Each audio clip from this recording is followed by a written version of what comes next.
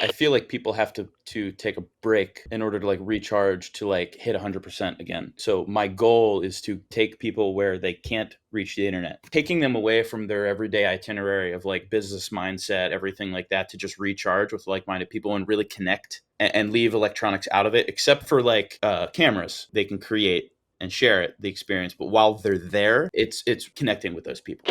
You're just funny. It's funny, the way you tell the story and everything. Funny how? Come here, though. Yeah, he's crazy, see? Who are you? We interrupt this program to bring you a special report. Are you ready? Nice, Nick. What's up, dude? Nothing much, man. Just actually out here on family vacay. First week is kind of a mix between hanging with the fam and working. Oh, But dude. second week we'll be all in on vacay. Well, damn, man. You definitely shouldn't have agreed to this. So Oh sorry, you're no. on vacation.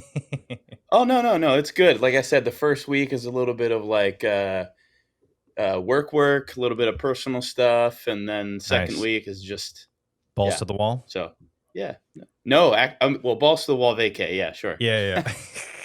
What? Where are you guys at? This is it's an island, LBI, New Jersey. Oh, okay. Um, I'm not really a fan of like the Jersey Shore, um, but this island is something unique. I've been coming here my whole life. My family's been coming here their whole life. So it's a real surf town. There's no real chains here. It's like I think the only chains are like one Dunkin' Donuts and one Ron John Surf Shop as soon as you enter the island, and that's it. The rest is like mom and pop shops. It's Yeah, cool. It's that's a good rad, vibe. dude. Yeah, I mean Duncan, you got to have up north. I mean that's just a must.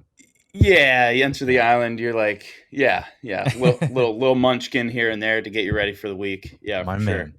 Well, cool, man. No, well, thanks for taking the time again. Sorry about yesterday, man. This week has been crazy with my podcast. I'm like 4 episodes behind. I'm just recording. I'm like batch recording because I know you started following me on Instagram, but I'm gonna have a kid any day now. Oh, So cool. yeah, Congrats. thanks, man. Yeah, so she's due next week, but they say it could happen obviously in a day. So like bags are packed, we're ready to rock and roll. But I've been doing like a bunch of episodes because I know I'm probably gonna take like 4 weeks off. Yeah. So yeah, Yeah. it's been gnarly. So thanks for working with me for sure. Dude, thanks for hitting me up. Nah, no worries, man. Yeah, I looked at your content. Super exciting, man. Just kind of your backstory, and I'm going to give you a chance to kind of explain, how you started as a creative and your background because it's very appealing to me in particular because I worked at Monster Energy for almost a decade, Brad. and I was a part of their marketing department. So I was, in charge of negotiating sports contracts and events. So we obviously dipped very heavily into surfing and motocross and all the action sports. So it's definitely a subject that I'm super excited about. But I'm intrigued how you. This is what I want you to talk about mostly is how you translated that mentality into being a creative because I know now you're starting to ramp up your content business. So Yeah. I want you to kind of dip into that a little bit because that to me is the most interesting part to where people don't understand. Like as a creative, people think, oh, you're a content creator. It's not all that. Like to me, creative is you're an artist, you're, a poet, you make the best coffee at Dunkin' Donuts. Like there's creative to me kind of is more of a broad subject. So I'm intrigued to kind of Yeah. hear your take on it.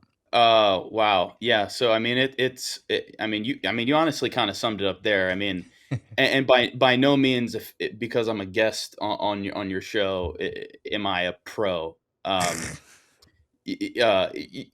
It's always a work in progress. Totally. You know, I do have a style. Like when I was a skater, I had a style of skating, and I'm still kind of in the process of like finding my element and finding my style when it comes to creative. Nice. And there's like two parts of it. It's like well, some creatives might argue this, but there's like my personal style and stuff that I like to create for myself.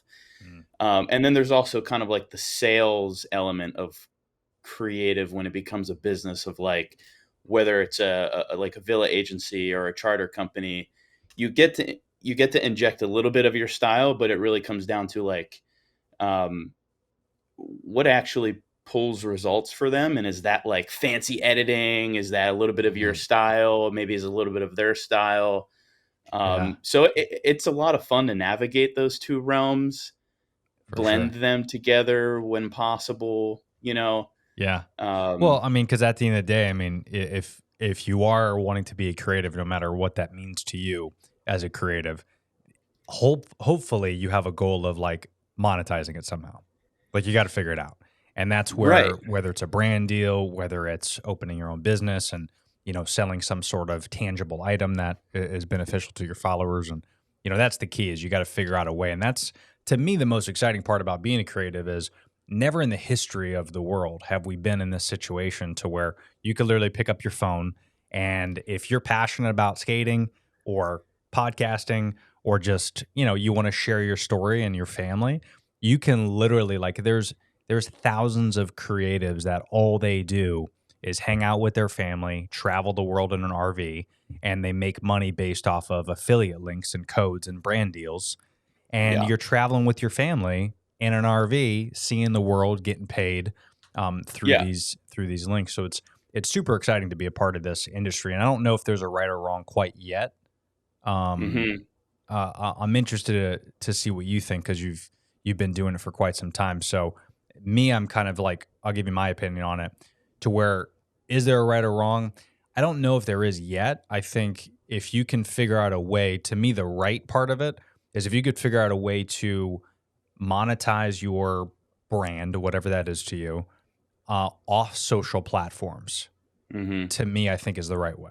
So whether that's starting a business, going through maybe your website, Patreon, figuring out some type of way to monetize your brand, because if Hmm. TikTok gets banned, if Instagram shuts down, if you got to have some sort of way to make money. And I think a lot of influencers have learned over the years that if you commit to just Instagram, you're gonna have a problem, right? Because when TikTok came, Hmm. now people are switching over to TikTok and you're not making as much money on Instagram. So unless you're like Kim Kardashian, you got to have multiple ways to make money, and that's not just through social media. And that's interesting. So like if TikTok went away and Instagram went away as a creative, where do you, Where do you go? Where do you make money? Yeah, yeah, yeah. So how do you monetize at that point? Let's yeah, just say all social, right? So let's say like YouTube too. totally. Yeah, Um, yeah. I mean, Interesting. yeah. For me, I've been really going hard on to my link in bio. So like I use Stan Store, and there's tons of Yeah. other right. And there's like Yep. Linktree, and there's all such a way. But I'm heavily working now on creating because I'm a podcast coach as well, aside from a content creator. So I'm working on Oh, interesting. yeah, I'm working on like a 10 course uh, a content course where I'm going to post some things on YouTube to give away some free stuff, but I'm going to just sell a course online. I don't know the price point yet. It'll probably be between like 100 and 200 bucks. Because a Mm, lot of my podcast coaching clients that I work with is like on a weekly basis, like I'm editing their everything from ideation to channel art to producing the podcast, editing clips. I do everything from conception to clips is pretty much my tagline. But again, I don't. My plan is to not work with these clients forever because I want to teach you how to do it on your own, and that sure. way you're because as a podcast you're not going to make money right away. So the goal is I'm going to teach you everything I can in 3 months to 6 months, depending on how that takes, and then you could take it on your own and hopefully get some brand deals and sponsorships. And I teach all that stuff. So I'm thinking of condensing that into like one course where it's Mm, just 10 videos, maybe it's 5 to 10 minute courses, and then I'm going to make it very impactful and engaging. And you buy the course through my Stan Store. There you can do a kind of like an ebook type video course if you wanted to. And you could do this through Patreon or, even if you have a website, you could do it that way. But I'm working on mhm. something like that. And I think that's a good way to monetize, Yeah. right? So Yeah. if you had something like that, to answer your question, if social media does go away, some sort of avenue to push them outside of that to where you can make Mhm. some residuals that way. Sure. And I think that might be the answer. Mhm. Because you got, again, I worry all the time because I've seen what Instagram has done, the mistakes they've made. And I have seen like the money that I made on Instagram from reels. And I don't know if you're getting affected by this at all, but I have seen a downward shift for sure. Yeah. Yeah, I Um, mean, I used to be able to make money just by posting. It didn't matter what it was. yeah, and you would just get a Um, meta, check yeah, or, yeah, you just EFT and they would just be like, hey, by the way, here's your money. And you're like, yeah, fuck yeah. But now I'm yeah, like, exactly. I don't even see I might get like, I don't know, $80, $200 a month or something stupid. And I'm getting Yeah, like, some of my views are getting millions of views. And I'm like, wait, hold on. I'm doing the math here versus like a TikTok on the creator fund. It's, it's night and day, yeah. you know? I'm actually in a point now where, um, the following that I gained over like when I started Instagram in like 2015, I got up to like, back then it was like 18,000 followers or something, and it was steadily growing. But that was all based off of the longboarding career that I had. Oh, And nice. it was crazy to watch the algorithm just shift and deadening my traction when I switched from like longboarding and skating to like visual art, my content creation. Dude, I've been slowly losing followers because of that. Really? People, they're like, oh, if it's not skating, even though it's cool, maybe dope, whatever, subjective. Because they're Yeah, following it's you based off, boarding. And if you're not showing them that type of content, they're like, fuck you, I'm going to go find something else. exactly. So I'm That's kind of like in fascinating. this, I'm kind of in this transitional phase where it's like, I don't know whether I want to inject a little bit of longboarding here and there. I really don't skate much Mm, anymore. sure. But it's interesting. It's an Have you interesting have you transition. have you thought about two channels? Yeah. I know it's, So, it's a lot more work, obviously, oh, but a lot more work. So yeah, yeah, I thought about that, and that was just a hard no for me because at the yeah, same time I'm a full time creative director, and then on the side trying to make this new brand of mine, which I really don't necessarily need views because yeah, um, okay, well, everyone could use views, but it's more so based around client work now is where I'm trying to make it. So like charters, boutique hotels, villa agencies, and my goal is to eventually do well enough with them and the packages that I offer that it will extend into product based nice. businesses. I'm starting with service Okay, because my goal is to just travel for free and also paid as well, right. and then eventually get into like some product based businesses. Sick. Yeah, that's a good Yeah. move. Yeah, and do you personally reach out to brands on the side or? It's interesting. We're starting to get into like the trick tips of like what I'll eventually do is kind of like a coach for what I hope to be. Nice. And Well, a lot. don't give away too much because we want to charge people for this.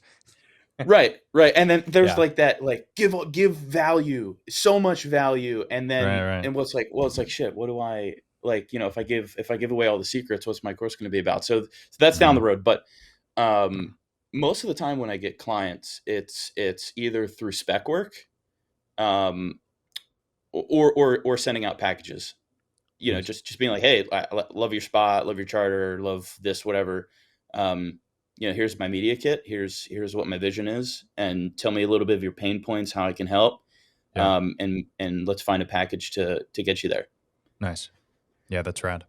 Yeah, that's kind of what I do for. I started off this content business doing UGC stuff for quite some time, and for people who don't know, you follow my channel. It's user generated content. I still do a lot of stuff for different brands, where I'll do like some collab posts and I'll charge for that. But I'm kind of like slowly kind of getting away from that just because it's so saturated now, and there's just so many now. I've worked with two brands recently, two companies rather, where I'm just consulting for them. So like I'm Hmm. teaching them how to manage creators the right way that do Mm, UGC, because I'm finding out that the UGC videos that I see, some of them are like shitty, like horrible. It's almost like yeah, not only are they super salesy, but they're just not. I know they're a video. I know they're a UGC video, and that completely bombs the entire concept of user generated content. And I feel yeah, like there's so many companies out there that don't really know what UGC is. So they're paying these creators $200, $300, $400 per video. They're getting a 30-second video. It's garbage. They're not seeing the return on investment on it, which isn't a big investment. But sure. if you're not getting any clicks on it or any views or any impressions, then why are you paying this creator, right? So I've been coaching these companies to look for certain ticks and certain things that is going to help them get the best content possible. So I'm realizing there's some value in there, and that's kind of similar to what I do with my podcast coaching business. So it's transitioned into that. It's more of a coaching, consulting type of business that I'm running. And I'm really enjoying that because I get to work with a lot of bigger brands, and I'm doing more work for less companies versus like what I was doing for UGC. This is going back 3-4 years ago, before it was like cool, was like I'm DMing fucking 11 people a day. And to your point, it's like, try to give value, try to do this. And it's like you got to pay the bills too. You know what I mean? So I can't create 50 videos a day at $50 each or whatever people are charging now. So were you a creator? Yeah. Like yeah. Okay. And I still do it occasionally. I'll still do like I just did one for Fresh and Lean, which is like a meal prep thing. So I did a collaborative post. So they'll gift me the kit, they'll pay for the video, and then I also do an upcharge if they want me to do a collab post or what's called a whitelist posting. If you're familiar with that. I mean, I know what a collaborative post is, but not necessarily a whitelist. Yeah, so it's not like you're banned from anything. It sounds very awful, like back in the Nazi days. No, it's not. It's whitelisting is I give them access to like my Facebook or my Instagram, and you can click on a couple things that they actually have access to, and they actually run your post as an ad, but they have control over it. So you give them access to it so they could see metrics, and they can add captions, and essentially they're kind of posting it as you, but the brand's doing it. So Interesting. That's what's called a whitelist posting. So I've been doing a lot of that, and that's been good. Cool. Yeah. But again, it's just too hard to create videos, right? And the UGC stuff, because it is being so saturated that when I pitch people what my rate is, they're like, well, I can get this other creator and pay him $50. And I'm like, yeah, it's just not at the point now where I could be like, oh, but I promise mine is better. Like I could send them my media kit and show my portfolio, but if a brand's like, the economy's rough, I could pay $50 for this, or $250, $300. Which one am I going to do? It's all virtual though, I'm assuming, right? A product or like they. Yeah, I mean, how would that work? It kind of depends on the product. Like the example I gave you, the Fresh and Lean stuff, which is on my Instagram now. They would send me the physical product, and then I would just create the video, and I would send them the video that way, and then we would do a collab post. And that's that's kind of why I didn't target product-based businesses first, because the amount of options that these companies have in order to send the product to get a cheaper a cheaper package rather than mine. Right. That's why I targeted a service-based first, because nice. You kind of have to be in person. Sure. You know what I mean? I've always been the person behind the camera and on set kind of thing. Yeah. And I'm fiddling my way into the post editing, and seeing how that can be a little bit more lucrative, maybe get more jobs out of it. So yeah, totally. Like my buddy owns a company. Shout out Ben Mangum. He was on the podcast last week. But he owns a company, and he creates video business cards for brands. Huh. So, cool. And if you're familiar with business cards, they're awesome, because these video cards are kind of like little trailers of the company. And he'll go on site and he'll record. He does it all over Florida. And, he'll record these little dope ass, videos that they could do for their website. Some of them run as an ad, but he'll cut up, vertical content 4x5. And that way they could post on Facebook ads, or if they want to put it on YouTube or whatever. So, and that's been very lucrative, to your point. It's better to do that on site, because now it's the handshake, right? It's meeting that individual, it's building that relationship with the client, and that's how you're going to get more clients down the road. And I have noticed that's been lacking a lot, right, with creatives and brands, where it is all this like DM virtual BS, to where you don't get a chance to like actually create something cool with the brand. Like, you lose that authenticity part of it. Yeah. Like one thing that I want to get, like for a charter company, I mean, I love the water. I love the beach. Yeah. So, being in an element where I'm happy, and then also like for a charter owner, you know what I mean? He's happy on the water. So if we're both happy in an element and we can both create something that's a win-win, that's all the merrier for me. Dude, no doubt. And And then, we're and then doing that over and over again, and then eventually doing what kind of you were talking about, making a course or however that looks. I haven't gotten there yet, but yeah. teaching people how to land clients without really any credibility or any previous work, or just how to get there. Yeah, for sure. Because that is the hard part, right? Is just starting. But Sure. once you get going, I mean, it's just as long as you do good work, it's word of Right. mouth. It's building a portfolio. It's you Hmm. got it. And do you typically do? Because where are you based out of? Are you based out of Jersey? Based out of Maryland. Oh, Maryland. Okay, yeah, that's not too far. Yeah. So I Yeah. was gonna say because I got a lot of contacts in Florida that unless you want to take a nice little flight, I know a couple guys that own some charters down in Key West and stuff, and I've done Yeah. work with them in the past. But that's yeah, I think they're actually still looking for somebody that could create some stuff for them. So maybe Yeah. I'll I yeah. meet people everywhere that are there. There's like a financial consultant underneath us, and he's like, "Oh, dude, I got these guys who have Airbnbs in like Barbados who are having trouble renting," and I'm like, Hello. let's see Yeah, how we can help. yeah, for sure. Yeah, that's sick. So have you been doing a lot of traveling this year?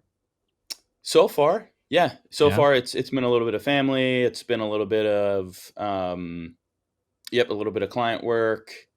Yeah, nice. I'm always bouncing, whether it's driving local stuff, a couple hours away. I'm hosting my first creator excursions event. It's really nothing wild, but I realized in the DMV area, there's not a lot of. There are creatives, Yeah. but it's so grayed out. Like, Mm, and nobody likes to really share that they're around there because it's a kind of a dead zone. Maryland's really nothing crazy.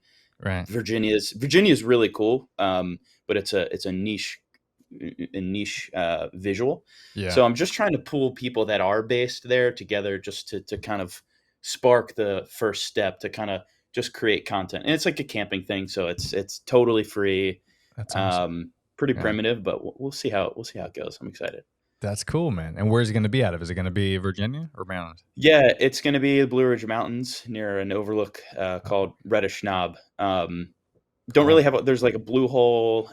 There's some like reservoirs, some cliff jumping spots, a cool overlook. So whoa. just trying to get people out of the house, meet like minded people, make a Yeah. friend or two, create some content, share about it.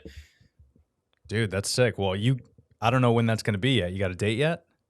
Yeah, August 11th through the 13th, and it's link in my bio as well. So it's the Creator Excursion. It's on Facebook. Sick. Yeah, All right. Well, yeah, I'll pretty definitely cool. link that in the episode notes. But damn Sweet. you, August 11th, because I won't be able to make that one. I was gonna say I'm Yeah, there, bro, but yeah, we got the baby, and she's gonna next be one. about 10 days old by then. But yeah, I'll get the next one. Yeah. And it's interesting, right? So like we're talking about social, we'll talk about monetizing. Um I feel like people have to take a break in order to like recharge to like hit 100% again.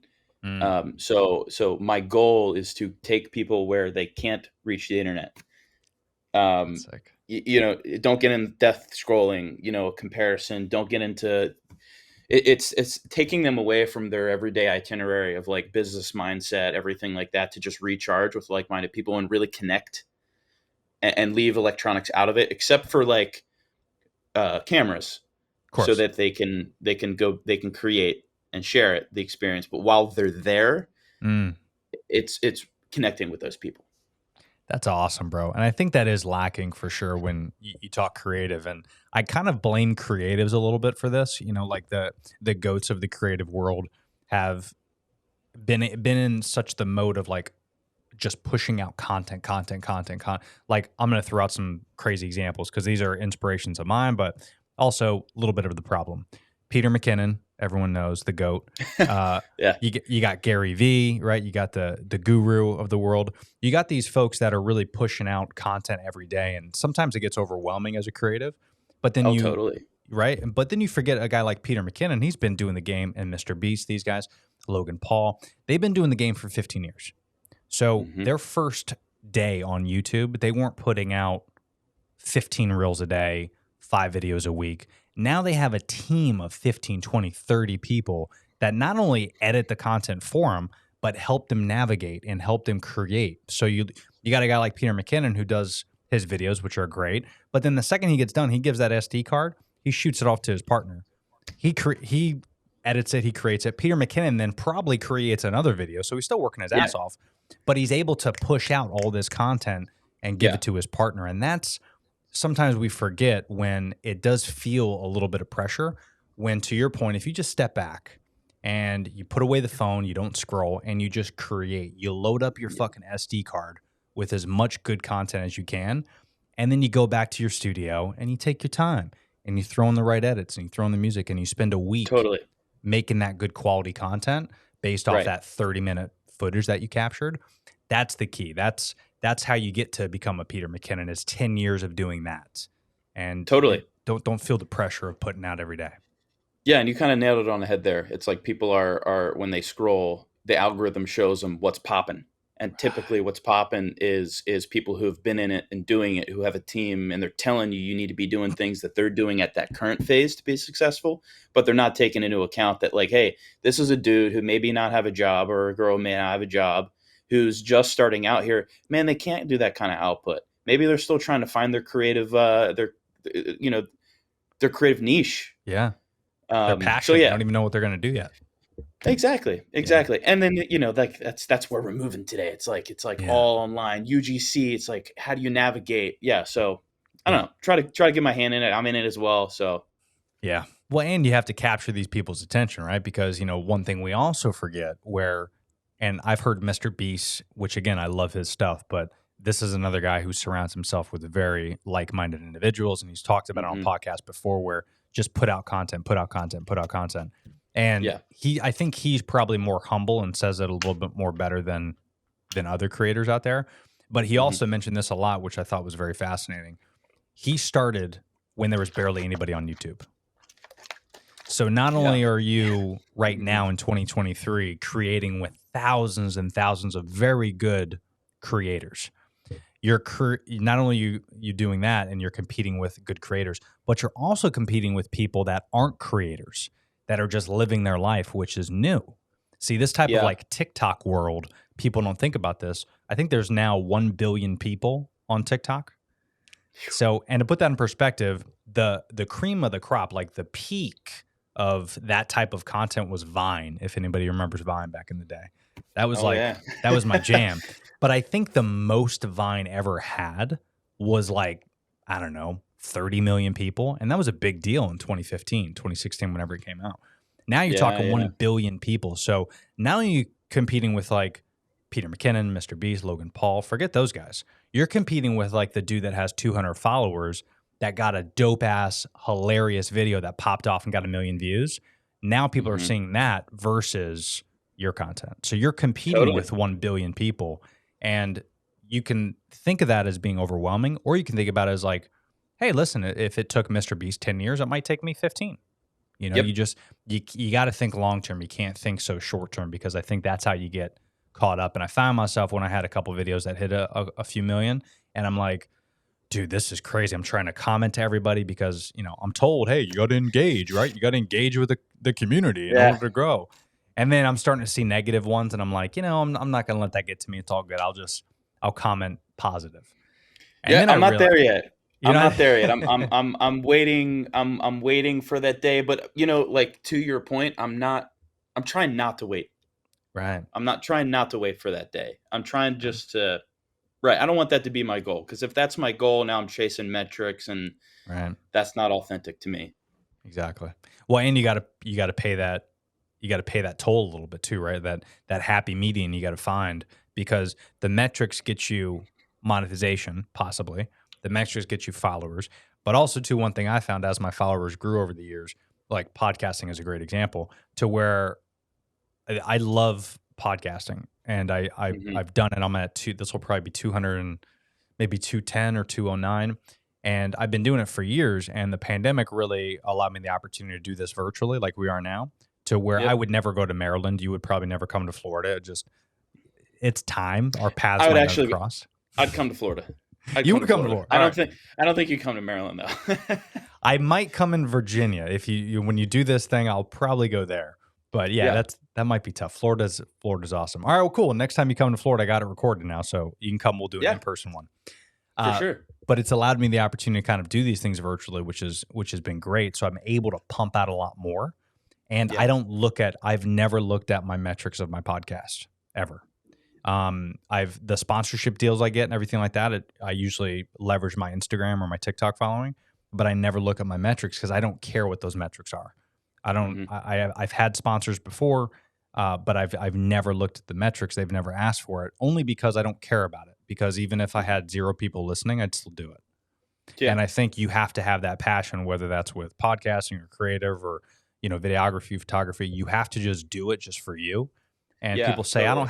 I don't have time for a hobby. That's what people tell me all the time. How do you have time to do this podcast when it doesn't pay you? Like your company pays you. Like, wouldn't you want to invest more money in your company? I go, no, because now instead of binging 5 hours of Netflix, I do 4 hours of podcasting and 1 hour of Netflix.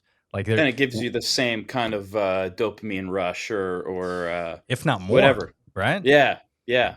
Yeah. It's like you when you're bored, and I'm sure it's like a different level. Like, there's no TikTok in the world that can compare to that dopamine hit. Right? Yeah. Oh, geez. Yeah. And as I grow older, it's like, the risk to reward ratio is, Yeah. if my top speed on a board was 67 miles an hour. Jesus. So, you fall off that board, you're surely losing many layers of skin, and you're just praying you don't hit something because you might not make it out of it. I have lost 1 or 2 friends to that. So Wow. the risk to reward ratio is tough. Yeah. And I'm over here trying to find other hobbies. I'm pretty good when it comes to like wakeboarding, super fun. You crash water. Yeah. Nice. Mountain biking is a new interest. Oh, Yeah. okay. Yeah. It's all and maybe content around all that stuff. You never know. Yeah, dude, that'd be sick to see. I've always missed that, because one thing I loved about working at Monster Energy, and there was a lot, but aside from them being a selfish prick of a company, but the one thing I really enjoyed, no hate to them. There's some stuff to unpack there. Yeah. The one thing I really enjoyed about them is just their ability to create some really great content. And thankfully I was a part of that. And it was cool to see all these, the sports marketing world that I was in, whether that was Supercross or wakeboarding or surfing or skating in particular, like having the chance to just meet some of the greats was super cool to me. And like Elijah, I mean, it was just to meet him and to meet all these other unbelievable athletes, and like Tiger Woods and just all these great athletes was really cool. But the best part I liked about it was different than what I saw on my phone, like scrolling Instagram or TikTok. You it mean was like they were different? The like interactions were right, and the content, like the content we would capture. To your point, is like that type of content. If you were to put that out, I feel like that's not. At least I don't see it on my For You page. I don't see high quality wakeboarding vlogs. Like some of the cool videos that I've seen from like Peter McKinnon when he would, I forget the other creator he would hang out with, but they would go to like these random lakes with their drones and capture some content of them like wakeboarding and hiking and biking. And I'm looking at that. I'm like, a creator plus like sports. That's a sick combination. You know what I mean? Yeah, that's what I mean. Like, and that's following what makes me happy and trying to monetize that element, right? Because the last thing I want to do is go down the road of creating courses or finding clients in an arena that I'm not really too fond of, or that doesn't necessarily make me happy. That's just a recipe for burnout. Yeah, dude, for sure. Have you felt that in the past, or just heard about it from other creators?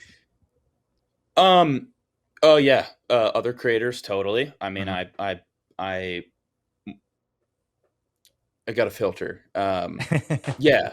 There are a few select people, let's just put it that way, that I have been very, very close with that, it's interesting on their profiles. They love it. You know, they say they this is their jam. This is how they make their money on Instagram. Tears, Yeah. hatred, burnout on the back end. So it's kind of it's kind of smoke and mirrors. It's kind of a lie. So it really does come down to, like, if you see something that makes you jealous, like there's this guy, it's Simon, I think. You know, he bases his content around storytelling, and one of his biggest inspirations is Quentin Tarantino. Nice. And amazing storyteller. I mean, he's doing a phenomenal job. And I sit there and I'm like, okay, like, you start to compare, and you're like, ooh, but it's just a matter of being like, hey, man, like, that's dope. That's what he likes. That's his inspiration. Maybe take a little few pointers from that and just utilize it and take it for how it is. Oh, hold on. Sorry. And then take your own twist. Yeah. Put it into longboarding, put it into wakeboarding, whatever. Yeah. Yeah, I have realized that for sure. I've seen creators as well. Friends of mine that I actually stopped being friends with them just because I realized that they were being fake on social. Because I would call them out, like, in a text. I'd be like, yo, bro, like, you good? It's like, yeah. But I'm dealing with this. I'm like, but I mean, you're playing it off like you're not. Like, maybe you should, like, I know you. Like, I think it's better if you throw out a story or put out a video that's like the real you. It's like, nah, but that's not what the gram is. And I go, okay, well, that's it. Yeah. Unfollow. Yeah. It's just like you can't surround yourself. If you're doing it for that, who knows if you're going to delete my number one day? Who knows if, like, you're going to stop being real with me one day? Like, if you're being not real to millions of people, I'm not cool with that. And I've always tried to be real. And it gets hard sometimes, because I get it. Like, you need to make some money. I get it. But at the end of the day, it's like, to your point, you're going to get burnt out. It's when you see it happen. It's like a catfish almost. I mean, you let's just say you've been friends with somebody you meet, and they share all this super dope content. They're kind of like an inspo, and then you go to meet them one day, and you're like, you're not who I thought you were. Yeah. Yeah, it's wild. That's not who I want to be. No, for sure. And again, we go back to, like, what if we just tomorrow we don't have internet? Yeah. You know what I mean? Like, come on, you gotta be you no matter what, because you don't want to be that fake individual, because who are you being fake for? Are you being fake for a bunch of people you don't know? Like, you want to be real with everybody, because that's something that you can actually play off for your whole life. You can't. Yeah. You see these people that actors are a great example too, right? Like I've met plenty of actors and athletes before, and you see them before, and then you meet them in person, and you're like, wait a minute, bro. Like, are you just doing this just for your paycheck? Like, I looked up to you. It's kind of like, it's kind of crazy when you think about it. And it's going to affect relationships. It's going to affect, your spouse. It's going to affect your friendships. So it's just, it's not good to go down that road, for sure. Yeah. Vin Diesel was one, right? There was a whole bunch of people who say, like, Vin Diesel didn't really treat his stunt doubles well, be careful when you meet him or whatever. And by the way, sorry to interrupt, for context, so I'm going to put this in your bio, but so you were a stunt double for Vin Diesel. For Vin Diesel. Yeah. Yep. In the XXX franchise, the Return of Xander Cage, I think it was their last one. I don't know if they're doing another one. Haven't heard about it yet. But I met him. I didn't get to meet him on set. We were in two different units. He was on, like, the west side of the island. We were at Dominican. Nice.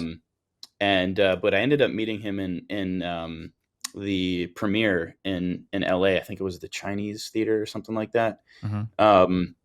He was super cool. He was just like, oh man, I can't do what you do.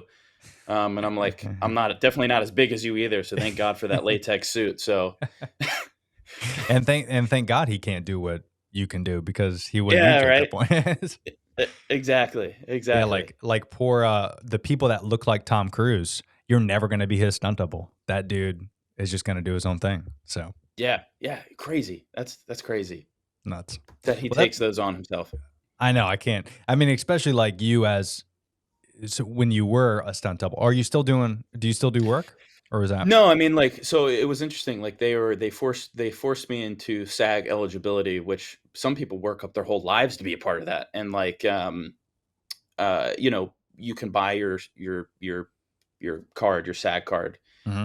become part of the union, but the fees are wild. And like, in order to be a stunt double, you have to kind of be like multi-talented, or be a double um, Have in an multiple area talents where, and things. yeah, multiple talents, or Yeah. or maybe like busting through windows or parkour. Right. I did it for longboarding, and Yeah. I think I recall the last movie that had longboarding in it. Could be wrong. Was Secret Life of Walter Mitty. Okay. A Um, but while yeah, ago. not yeah, long time ago. Yeah. Yeah. So there's not a lot of longboarding movies. So Yeah. no. Am I Which, eligible? Yeah. If they yeah. if they do another one in the movie, I'm sure I would be contacted. But Which, keep by it the way, posted. there fucking should be more. Okay. There should be.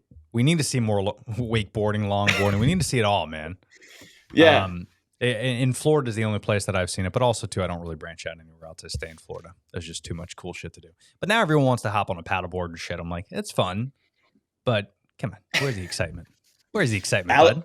Alligator. I was there. I was in Isla Morada, Sure. a couple months ago, and like Alligator Reef was super dope. Yeah. Snorkeling there was sick. Yeah. Jet skiing was sick. It was cool. Oh, it's rad, man. Yeah, especially where I'm at. So I'm in Tampa. So there's just tons of springs, and I don't know, is it now? I think it might be in a few months. It's manatee season, so it's pretty cool. Like Mm, you go to like Blue Ridge Springs, where you can kayak with the manatees. You can go right up to them. Sometimes they, depending on the season, they have to separate you. But you see gators, you can hop in, and most of the gators obviously are very used to humans. So you're yeah. snorkeling, you see a 6-foot gator right down the springs, and no big deal, crystal clear water. It's all good. It's just Whew. it's Yeah. crazy, I man. almost went on one of my friends has a friend who does like shark dives. You can Oh. go just diving with sharks, and I was like, I don't know about that, man. Like, I think I really want to, but I'm not sure. I didn't do it that time, but I was like, next time, man. Yeah, maybe. If it's a whale shark, I'm down. But yeah, no, Yeah. none of those. Especially now, dude. I'm finding. I don't know if you follow how your For You page is, but mine is very like it's content. It's workout stuff. It's conspiracy theory, and it's ocean stuff. So Hmm. octopuses, sharks, whales. I get it all, but I get the weird stuff. And I just saw one yesterday actually that killer whales were spotted in Key West. Have you seen this?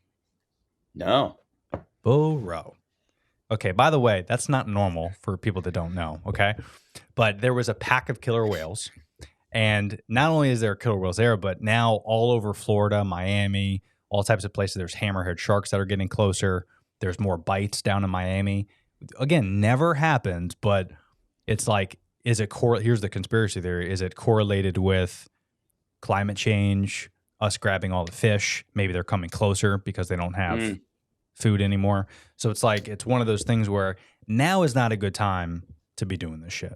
It's like you don't Yeah, want to go. wasn't there's like a record-breaking number of shark attacks up in New York or something Oh, with that was another one. Yeah. New York also getting it too. Like the Hamptons, yeah. like near the Hamptons, like no one goes to the Hamptons unless you're rich. Sharks aren't going to the Hamptons, but yeah, it's, Yeah, I saw like these videos of like 9-foot hammerheads just like on the beach or something like that. Yeah, I'm yeah, good, dude. dude. Tigers and hammerheads, you don't want to fuck with. Those bitches don't give a shit what you look like. In fact, great Yeah. whites are, statistically safer than like a hammerhead or a tiger.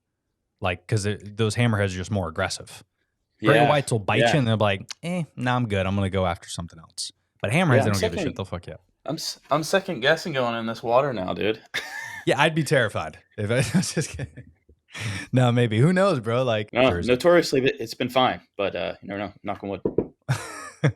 Well, listen, bro, we're already at almost an hour, so I don't want to take too much of your vacation. I already feel bad as it is. Oh, dude, you're fine. But let's definitely do this again, man. It was cool to get to know you. Yeah. And again, I love the content. I know you're pumping it out, but let people know where they could find you. Let them know your socials, if you got a website or anything. And again, that retreat, I'll leave everything in the description below. But yeah, let people know where they can find you. Yeah, man. You can find me Nick.Pappas _. Apparently, there's a lot of people with my name. And there is a little something that I'm starting. It's called the Creator Resource, which is where every now and then I'll post up some tips and tricks on some consumer tech that I use, camera gear, drones, that kind of stuff. Nice. But yeah, I'm primarily just on TikTok and Instagram at the moment, inspiring me to maybe branch out a little bit more. But yeah, create a resource, Nick Pappas, Nick.Pappas _ Nice. Yeah, appreciate you having me on, dude. No, dude, thanks for having it. And there is a lot of Nick Pappas, by the way, because when I was originally searching, Yeah, like, what you the got heck, man? you got to DM all them and be like, bro, just get off social media, okay? There's only one. Yeah. There can only be Yeah, one. exactly.